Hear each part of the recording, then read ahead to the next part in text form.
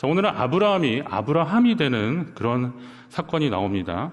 하나님이 한 사람의 생애 가운데 어떻게 역사하시는지 좀 살펴보려고 합니다. 여러분도 하나님의 마음에 합한 자의 삶을 사시기를 주의 이름으로 축원합니다.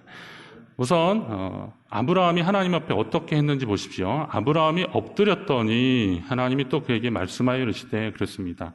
아브라함이 엎드리는 과정까지를 우리가 한번 말씀합니다. 엎드리는 거예요. 엎드리는 거. 바벨론 갈대아 우르를 고향으로 하고 있는 아브라함은 고대 셈족의 이름으로 존귀한 아버지다라는 그런 뜻입니다. 이름만 보더라도 아브라함이 정말 귀한 집의 아들임을 알 수 있습니다. 그는 아쉬울 것이 하나 없는 생활을 했습니다. 아름다운 여인 사레와 결혼해서 이제 행복하게 살 일만 남았습니다. 그런데 아버지가 고향 동네를 떠나야겠다고 하는 겁니다. 만류해도 소용이 없었죠. 그래서 떠나는 겁니다. 근데 아버지 데라의 원래 목적지는 가나안 땅이었습니다. 하지만 그것까지 가지 못하고 중간에 하란이라는 곳에서 아버지가 돌아가시고 맙니다. 망설이는 아브라함에게 하나님이 나타나셔서 내가 내게 보여줄 땅으로 가라라고 하십니다. 아브라함이 지난번 그 하란에서 갈등하고 고민했던 말씀 한번 나눴잖아요.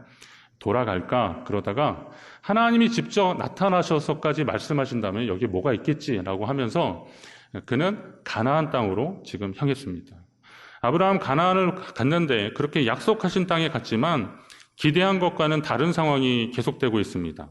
생활은 넉넉지 않고 거기에 가뭄까지 들어서 도저히 가족과 가축을 다 먹일 수 있는 그런 형편이 되지 못했습니다. 근데 하나님이 내가 너로 큰 민족을 이루고 내게 복을 주어 내 이름을 창대하게 하리니 너는 복이 될지라. 이거 창세기 12장 2절 말씀이잖아요. 근데 이렇게까지 하나님 말씀하셨는데 큰 민족은 고사하고 당장에 후사를 이을 아들 하나 없는 상황이 지금 아브라함의 형편입니다. 걱정해주던 아내 사레가 여종 하갈을 통해서 후사를 얻으라고 해서 그렇게 했더니 여인들끼리 다툼이 일어나서 하루도 마음 편할 날이 없었습니다. 우여곡절 끝에 여종 하갈에게서 86세의 아들을 낳아서 이름을 이스마엘, 하나님이 들으시다라는 뜻의 이름을 지었지만 그 아들이 커갈수록 어떻게 됐어요? 사레의 표정이 영 좋지 않습니다. 아내의 표정이 영 좋지 않은 거예요. 어느새 아브라함은 인생의 황혼기인 99세가 되고 말았습니다. 이때 하나님이 아브라함에게 나타나셔서 나는 전능한 하나님이라 너는 내 앞에서 행하여 완전하라 라고 말씀하시는 겁니다. 이게 창세기 17장 초반의 말씀이 이제 하나님이 이렇게 하시면서 아브라함을 만나 주시는 겁니다. 후사가 없는 상황에서 또 간신히 여종을 통해서 아들을 얻었지만 또 이 관계도 별로 좋지 않고 그러니까 아브라함은 참 이렇게 참담한 그런 상황들입니다. 근데 하나님이 여기서 지금 나는 전능한 하나님이라 너는 내 앞에서 행하여 완전하라 이렇게 말씀하시면서 아브라함을 만나주고 계십니다. 하나님 왜 이렇게 어렵고 힘들 때나 만나게 되는 걸까요? 우리 인생을 살면서 왜 이렇게 어렵고 힘들 때 하나님을 만나게 되는 걸까요? 여러분 그렇게 보이십니까? 사실은 우리가 평소에 하나님을 깨닫지 못한 것이지 하나님이 우리와 함께하지 않으신 것은 아니라는 겁니다. 잘 나갈 때는 하나님이 말씀하셔도 듣지 못하고 보지 못하고 그러고 있다가 어려울 때 그제야 하나님을 만나게 되는 겁니다. 상황이 어려워지면 마음이 강팍해지고 누군가의 소리도 듣지 않고 시야도 좁아집니다. 이때 잘못된 선택을 해서 죄의 길로 가는 사람들도 있습니다. 그러니 그때라도 하나님을 만나는 게 다행은 다행이더라고요. 이때 잘못된 선택을 해서 죄의 길로 가는 사람들은 그나마 하나님께 돌아오기도 어려운데 이렇게 어렵고 힘들 때 하나님을 찾을 수 있다는 거 그거 감사하십시오. 아버지 집으로 돌아가자 그랬는데요. 이 탕자가 그 어렵고 힘들 때에 그때에 아버지 집을 생각해서 아버지 집으로 갈 마음이 생긴 게 은혜더라고요. 보니까 어렵고 힘들 때 기도할 수 있는 마음이 생긴 게 은혜라는 거예요. 그 하나님 우리에게 주신 은혜라는 겁니다. 이때 하나님을 좀 매달리는 겁니다. 어떤 분은 그러더라고요. 아니 내가 그동안 그렇게 마음대로 살다가 이제 와서 무슨 염치로 하나님을 만나겠냐. 아닙니다. 지금이라도 하나님을 만나야 되는 거예요. 지금이라도 하나님 앞에 기도하는 자들이 하나님 앞에 은혜를 경험할 수 있습니다. 불평과 불만을 쏟아놓느라 하나님의 말씀하시는 것을 놓치는 경우들이 어려울 때 참 많이 있더라고요. 그렇더라고요. 설상가상이라고 이렇게 문제가 오면 한 번에 다 오잖아요. 그럴 때 하나님을 원망하고 심지어는 막 저주해요. 그리고 주변 사람들에게 막 까칠하게 대하고 막 그래요. 그러니까 마음이 더 강팍해지는 거예요. 그러니까 그 사람들과 함께 예배하는 것도 힘들어지고 기도 부탁하기도 멋졌고, 그러니까 점점 그냥 인생이 미궁으로 빠져버리는 그런 경우들을 보게 됩니다. 그러나 어렵고 힘들 때 하나님을 붙잡는 사람들이 은혜의 사람들이고 하나님의 사람들입니다. 사랑하는 성도 여러분, 여러분이 하나님 앞에 엎드리시기 바랍니다. 하나님께 엎드릴 때 하나님의 은혜를 베푸실 줄로 믿으시기 바랍니다. 하나님이 삶의 주인 되심을 인정하고 바짝 엎드리십시오. 엎드리는 것은 하나님께 복종하는 것입니다. 그때 하나님이 다시 말씀하시는 겁니다. 들을 준비가 되어 있는 자에게 하나님이 말씀하시는 거예요. 그 소리를 듣는 자들이 복된 자라는 사실입니다. 코로나19로 인해서 한국교회가 하나님께 더 바짝 엎드려야 할 때입니다. 교회발 확진자, 처음에는 이거 억울했는데요. 요즘 상황으로 보면 그런 말이 억울한 게 아니라 좀 미안한 마음이 많이 들 정도더라고요. 요즘 뉴스 계속 그러지 않습니까? 한국교회가 하나님께 더 바짝 엎드려야 될 때가 아닐까. 우리의 교만이 하나님의 생각을 앞서지 않았을까. 형제와 자매를 향한 마음보다 자신의 안위에 더 약삭바르지 않았을까. 그러니 이제 하나님께 손을 들고 좀 나와야 할 때가 아니고 나와야 할 때가 아닌가. 지금 하나님 앞에 엎드려야 할 때가 아닌가. 코로나19라고 하는 이 긴 터널을 지나는 동안에 이때도 하나님 앞에 엎드리지 않으면 한국교회가 언제 하나님 앞에 더 엎드릴 수 있겠는가, 그런 마음이 들었어요. 여러분, 이런 상황 속에서 좀 힘들다고 여기실 때 하나님 앞에 더 엎드리고 하나님의 음성을 들으시기를 주의 이름으로 부탁드립니다. 자, 이때 하나님이 아브라함을 만나 주십니다. 시리에 빠져 낙심하고 있는 아브라함에게 하나님이 말씀하시는 거죠. 보라, 내 언약이 너와 함께 있으니 너는 여러 민족의 아버지가 될지라 라고 말씀하십니다. 낯설지 않죠? 아까 이게 창세기 12장 2절에 말씀하신 거하고 다르지 않습니다. 내가 너와 함께 있으니 너는 여러 민족의 아버지가 될지라. 역시 하나님은 아브라함을 잊지 않으셨습니다. 잊으면 아브라함이 깜빡깜빡했던 거지 하나님은 아브라함을 한순간도 잊어버리지 않으셨습니다. 계속해서 하나님이 아브라함에게 말씀하십니다. 이제 후로는 내 이름을 아브라함이라 하지 않고 아브라함이라 하리니 라고 말씀하십니다. 이제 후로는 이라고 하는 표현을 주목하십시오. 하나님이 사명을 주실 때 그 이전의 삶과 비교가 가능한 다른 이름을 주시는 겁니다. 아까 시몬에서 이제 게바, 베드로 이런 이름을 주신 것처럼, 야곱에서 이스라엘 이런 이름을 주신 것처럼 하나님은 이전과 비교가 가능한 이름을 통해서 말씀하시는 겁니다. 그가 하나님 앞에 어떤 모습으로 살아가야 될지, 이제부터 그가 하나님 앞에 어떤 모습으로 살아가야 될지를 하나님의 이름을 통해서 다시 한번 말씀해 주시는 겁니다. 이제 후로는 이라고 할 때 사용한 이 오드라고 하는 히브리어 단어는요, 이거는 계속, 연속, 여전히 이런 표현입니다. 여전히 하나님을 여전히 사랑하시고 또 하나님이 약속하신 그 약속의 말씀들이 여전히 계속되기를 바라는 마음으로 이제 후로는 이라고 하는 그런 단어가 있는 겁니다. 하나님 앞에서 그의 태도가 변하지 않고 그를 향한 하나님의 복이 계속되기를 바라는 마음으로 오드라는 단어가 사용되는 겁니다. 그래서 이전에는 아브라함, 존귀한 아버지라고 하는 막연한 이름의 삶이 아니라 이전에 사용했던 그 막연한 아브라함이라고 하는, 그냥 당시의 아들이 나니까 귀한 아들이다. 그래서 옥동자같이 생기고 그리고 했으니까 그냥 부모의 기대를 가지고 그냥 아브라함이라고 했는데 하나님이 그 이름을 아브라함, 열방의 아버지, 모든 민족의 아버지라고 하는 그런 이름의 뜻을 그에게 붙여주시고 계속 그렇게 살라고 지금 하나님은 기대하고 계시는 겁니다. 저는 목사 안수를 받기 전에 얼마나 계속 고민하고 기도했는지 모릅니다. 목사가 된다는 것은 제 삶의 전부를 하나님 앞에 헌신하는 일이라고 여겼기 때문입니다. 그렇게 사는 것이 자신이 없어서라기보다는 나 같은 사람도 하나님이 받아주실까, 목사로서 하나님이 사용하여 주실까라고 하는 그런 마음이었습니다. 교회에서 이렇게 일하고 봉사하고 사역하고 그런 것은 참 즐거웠는데 목사라고 하는 그 사역자로, 그러니까 목사로서 하나님이 저를 받아주실까라고 하는 그런 마음이 있어서 참 많이 기도했습니다. 두렵고 떨림이 있었습니다. 정말 그런 마음으로 목사 안수를 받았습니다. 제가 안수를 받을 때, 그때 이제 우리 원로 목사님, 윤철종 원로 목사님도 그 현장에 계셨는데요. 두렵고 떨림이 있었습니다. 정말 이렇게 예수님 세례 받을 때 성령이 비둘기처럼 내려오는 그런 정도까지는 아니겠지만 안수받을 때의 그런 느낌이 있었습니다. 떨림이 있었습니다. 그래서 제가 하나님 앞에 참 감격스러웠던 그런 순간이 있습니다. 자, 그렇게 목사가 되고 나서 생각해 보니까 솔직히 별로 달라진 것이 없었습니다.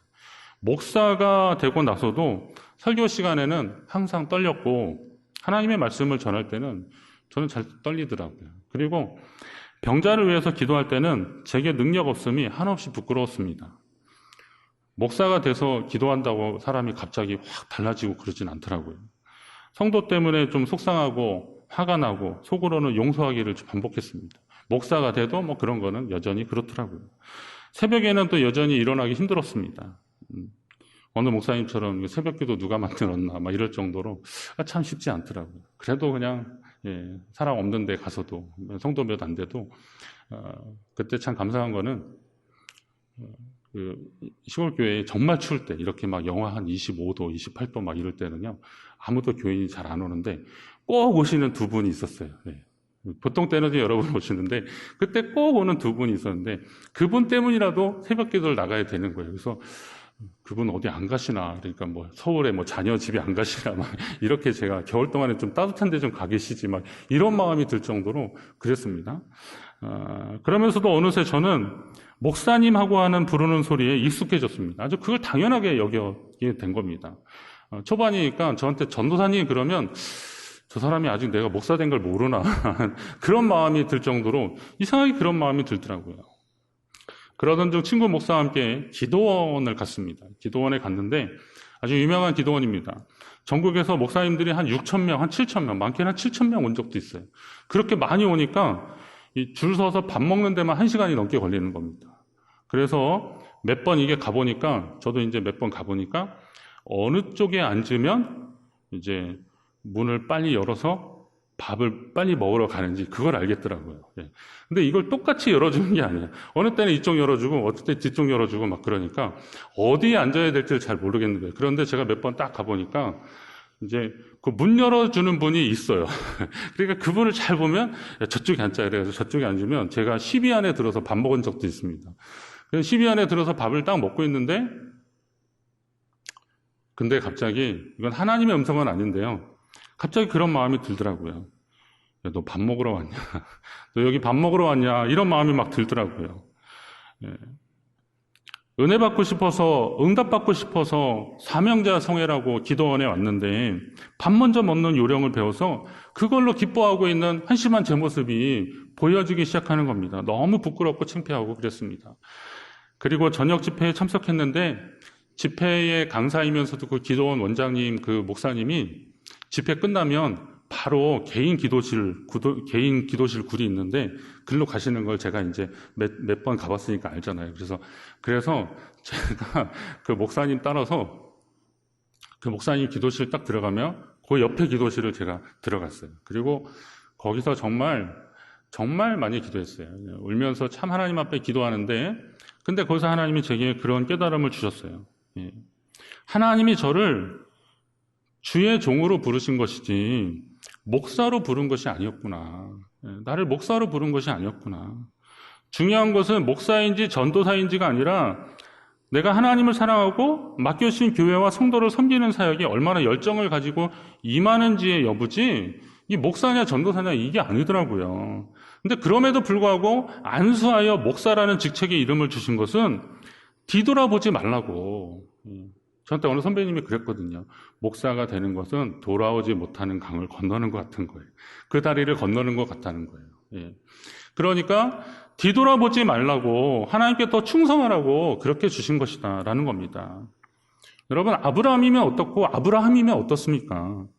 아브라함의 이름으로 달라진 후 그가 갑자기 큰 능력으로 행하게 된 것도 아닙니다. 하지만 말씀을 듣고 행하는 그의 태도가 달라지기를 하나님이 원하신 거예요. 그래서 아브라함이라고 그에게 이름을 주시는 겁니다.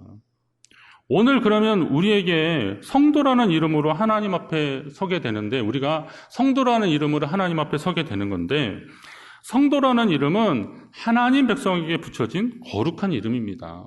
그러면 성도는 그 이름에 합당한 삶을 살아야 되는 거죠. 아무개 씨라고 불려지는 그때와 성도님이라고 불려졌을 때 그거를 정말 귀하게 여겨야 된다는 겁니다. 어떤 분은 자기가 권사인데 목사님이 자기를 성도라고 불렀다고 그거 가지고 비쳤다는 어느 목사님 얘기를 제가 들었어요. 성도라는 이름이 그렇게 부끄러운 이름입니까? 물론 목사님이 자기를 성도라고 그 권사라고 하는 것을 인정해 주지 않았다라고 하는 그런 섭섭함 때문에 그렇게 했는지는 모르겠지만 저는 성도라는 이름이 세상에서 가장 거룩한 이름이고 가장 존귀한 이름이라고 생각하거든요. 직책이거든요. 이건 하나님 백성에 대한 신분의 이름이거든요. 우리는 이걸 소중히 여겨야 됩니다. 그리고 그 성도라는 이름에 합당한 삶을 살기 위해서 노력해야 되는 겁니다. 아브라함이라고 하는 이름의 복이 임했던 것처럼 여러분에게도 성도라는 호칭이 하나님 주시는 큰 복이 임하는 그런 호칭이 되시기를 주의 이름으로 축원합니다. 아브라함이라는 이름은 많은 민족의 아버지, 열방의 아버지라는 뜻을 가지고 있습니다. 단지 존귀한 아버지라고 하는 개인적인 차원을 넘어서 모든 열방의 아버지가 될 것이라고 지금 말씀하는 겁니다. 열방이라는 말은 이제 all nations, 여기서 S가 붙으면 이제 민족들, 나라들 이렇게 됩니다. 자, 그런데 그럼 하나님이 아브라함을 통해서 하시려는 일은 무엇일까요? 그를 높여서 모든 나라 백성들 사이에서 존귀한 아버지 삼으시겠다는 것이 아닙니다. 하나님은 아브라함이 하나님을 경외하고 복종했던 것처럼, 아브라함이 그렇게 했던 것처럼 그로 인해서 시작된 열방이 하나님 섬기는 것을 보기를 하나님은 원하시는 것입니다. 이와 같은 하나님의 뜻은 아브라함 자손 중에서 야곱에서 시작된 그 민족이 있잖아요. 그게 이스라엘이잖아요. 이스라엘이 이름이기도 하면서도 민족이잖아요. 아직도 이스라엘이라고 하는 나라가 있고 민족이 있습니다. 자, 이 이스라엘에게 향하신 뜻을 보면 알 수 있습니다. 하나님이 출애굽하는 이스라엘 민족에게 뭐라고 하십니까? 이거 아주 중요하게 말씀이에요. 출애굽기 19장에 5절 6절에 보면 뭐라 그래요? 세계가 다 내게 속하였느니 너희가 내 말을 잘 듣고 내 언약을 지키면 너희는 모든 민족 중에 내 소유가 되겠다. 그리고 너희가 내게 대하여 제사장 나라가 되고 거룩한 백성이 되리라. 너는 이 말을 이스라엘 자손에게 꼭 전하라고. 하나님이 지금 모세에게 지금 말씀하고 계시는 거예요. 너희가 내 말을 잘 듣고 내 언약을 지키면 너희는 모든 민족 중에 내 소유가 되겠고 너희가 내게 대하여 제사장 나라가 되며 거룩한 백성이 될 것이다. 주님 말씀하시는 거예요. 이 말은 이스라엘 민족에게는 사명선언문과 같은 말씀입니다. 세계 모든 나라와 민족이 다 하나님께 속했지만 그 중에서도 이스라엘이 하나님의 말씀을 잘 듣고 하나님과의 언약을 잘 지키면 하나님은 그들을 특별한 소유로 삼아주시겠고 그들은 모든 나라들 가운데서 제사장 나라, 특별히 구별된 백성으로 하나님이 거룩한 백성으로 삼아주시겠다고 약속하십니다. 자, 이스라엘로 하여금 하나님 섬기는 기준이요 모범으로 살라는 하나님의 뜻이 이 말씀 가운데 있는 겁니다. 하나님의 마음으로 말씀을 묵상하면 이스라엘을 기준이요 모범으로 삼는 것이 최종적인 하나님의 뜻이 아니라는 것도 또 알 수 있어요. 왜냐하면 이스라엘이 기준이 되는 것이 하나님의 목적이 아니라 그 기준을 보고 모든 열방이 그들처럼 하나님 섬기는 것을 하나님이 최종 목표로 삼으신 거예요. 자, 아브라함을 존귀한 모든 민족들 중에서 아브라함 하면 그분 누구 이렇게 그분이 높아지는 것을 하나님이 아브라함의 이름이 높아지는 것을 하나님이 원하시는 거 아니에요. 아브라함이 하나님을 섬기는 것을 통해서 다른 민족 사람들이 모든 열방들이 하나님 섬기는 걸 원하신 거고 이스라엘이 하나님과의 언약 계약을 잘 지키며 하나님 백성으로 모범적으로 살아가는 것을 통해서 다른 민족도 그렇게 살기를 원하시는 겁니다. 그러면 오늘 우리의 삶도 바로 그런 차원에서 살아가야 되는 거죠. 자, 이제 아브라함이 할 일이 무엇인지 확실합니다. 그는 자신만을 위한 삶을 사는 자가 아니라 열방을 가슴에 품고 열방을 위한 삶을 살아야 하는 겁니다. 한번 따라할까요? 열방을 가슴에 품고 살자. 네. 열방을 가슴에 품는 겁니다. 아브라함은 그 이름이 주어지는 그 순간부터 열방을 가슴에 품고 그 열방을 위해서 기도하는 자로서의 삶을 살아야만 했던 것입니다. 열방을 품고 기도하고 열방을 사랑하며 그리고 그들이 하나님 앞에 나오기를 힘쓰는 자가 되어야 하는 겁니다. 기아대책이나 유니세프나 이런 데서 그 아프리카나 아니면 어려운 지역의 아이들이나 빈민국들 이렇게 보여주면서 도네이션을 이렇게 요구하고 그러잖아요. 근데 요청하고 그러는데 어떤 분이 그런 얘기 하시더라고요. 목사님, 제가 그분들을 위해서 사실은 그분 보니까 요금이 좀 많이 나와서 이렇게 봤더니 이렇게 0602로 시작하는 게 되게 많더라고요. 그래서 이 약간 스팸 전화 같은 것도 있고 그래서 봤더니 그걸 한 거예요. 그때마다 그걸 누르신 거예요. 그러니까 요금이 참 많이 나오셨더라고요. 그래서 제가 그분에서 이렇게 많이 하셨네요. 대단하시네요. 그리고 제가 말씀 나누다 보니까 그런 얘기 하시더라고요. 저는요, 그 나라들, 그 사람들 이렇게 나올 때마다 그 사람들을 위해서 잠깐이라도 기도하는 시간을 갖는다는 거예요. 제가 목사지만 참 부끄러웠어요. 그래서 저도 그분과 말씀 나눈 이후로 그런 뭐 유니세프나 이런 데서 이렇게 뭐 나올 때마다 잠깐 그 민족을 위해서 기도하는 거예요. 제가 할 수 있으면 이제 기부도 하지만 잠깐 그 민족, 그 나라, 뭐 이름이 누구다 그러면 이제 이름을 위해서도 기도하고 그렇게 되더라고요. 폭이 넓어지는 겁니다. 여러분이 들었던 세계 어느 나라에 어려운 문제들이 있었다. 그러면 어떻게 하나 혀만 끌끌 찰 것이 아니라 사실은 그 나라를 위해서, 그 민족을 위해서 기도해야 되는 겁니다. 칠레나 이런 나라가 요즘 정세가 불안하고 어렵다 그럽니다. 그러면 그쪽 나라를 위해서 한 번 더 기도하는 거예요. 이런 여러 가지 소식들을 접할 때마다 그것을 열방을 위해서 기도하는 사람의 태도인 것입니다. 이사야 52장 10절에 보니까 여호와께서 열방의 목전에서 그의 거룩한 팔을 나타내셨으므로 땅 끝까지도 모두 우리 하나님의 구원을 보았도다. 땅 끝에서도 우리 하나님의 구원을 보게 되는 것이 하나님의 뜻이라는 거예요. 그러면 땅 끝에 있는 사람은 한 영혼이잖아요. 한 영혼, 한 생명. 하나님의 구원을 보기를 하나님은 원하고 계시는 거예요. 그것이 하나님 아버지의 마음입니다. 그것이 하나님을 섬기는 아브라함의 사명이었던 것입니다. 믿음으로 구원받은 우리는 아브라함의 후손들이 맞지 않습니까? 믿음의 조상이고, 그리고 또 아브라함이 믿음을 가지고 그가 행한 것이고, 오늘 우리도 예수 그리스도를 믿음으로 말미암아 하나님의 자녀가 되었습니다. 그렇다면 우리는 아브라함의 후손이기도 한 겁니다. 혈통은 아니지만 믿음의 관점에서 보면 우리도 아브라함의 뒤를 따라가는 것입니다. 자, 하나님은 우리가 아브라함의 심정으로 살기를 원하고 계시는 겁니다. 너희는 택하신 족속이여 왕같은 제사장, 거룩한 나라, 그의 소유된 백성. 베드로전서 2장 9절 아주 유명한 말씀이잖아요. 이걸 아예 그냥 우리에게 말씀해 주고 있는 거예요. 그의 거룩한 하나님의 택하신 족속이고 왕같은 제사장, 거룩한 나라, 그의 소유된 백성이라는 겁니다. 우리의 신분과 정체성을 말해주고 있는 겁니다. 아브라함에게 주신 말씀하고 다르지 않은 거예요. 신약에서도 이 말씀을 통해서 성도들에게 주고 계시다는 것은 오늘 우리도 아브라함처럼 살라는 것입니다. 다윗이 언약궤를 가지고 그것을 이제 예루살렘 다윗성으로 이렇게 들여올 때 그가 하나님 앞에 기뻐하며 부른 찬양이 있습니다. 거기 말해 보면 역대상 16장에 나오는데 온 땅이여 여호와께 노래하며 그의 구원을 날마다 선포할지어다. 그러면서 그의 영광을 모든 민족 중에 그의 기이한 행적을 만민 중에 선포할지어다. 모든 민족이라는 것은 하나님을 아는 이스라엘 민족, 그들에게만 하는 것이 아니라는 거죠. 하나님을 모르는 모든 민족, 모든 열방에게 이 하나님의 뜻을 전하는 자가 되어야 되고 이것을 선포하는 자가 되기를 다윗은 기대하고 그리고 하나님 앞에 믿음으로 나아갔던 것입니다. 그것은 하나님이 오늘 우리에게 주시는 말씀이기도 한 겁니다. 아브라함의 심정으로 열방을 품고 기도하며 하나님 앞에 나아가는 자가 되라라는 것입니다. 우리 성도는 바로 그런 비전을 가지고 하나님 앞에 살아야 되는 겁니다. 하나님이 우리에게 주신 열방을 향한 꿈이 있고 비전이 있는데 우리는 우리 삶의 작은 점 하나 때문에 누군가에 붙어있는 그 점 하나 때문에 하나님 주신 더 많은 것들을 누리고 아니면 그것을 위해서 살아가야 되는 사명자의 삶을 놓치고 있습니다. 검은 점으로부터 시선을 돌리시라는 거예요. 그리고 하나님이 우리에게 허락하신 귀한 것들을 오늘 우리에게 주셨음을 기억하고 감사하십시오. 열방을 가슴에 품고 나라와 민족을 위해서 기도하며 그 영혼 구하는 것이 성도의 사명입니다. 우리는 그런 마음으로 하나님 앞에 살아야 됩니다.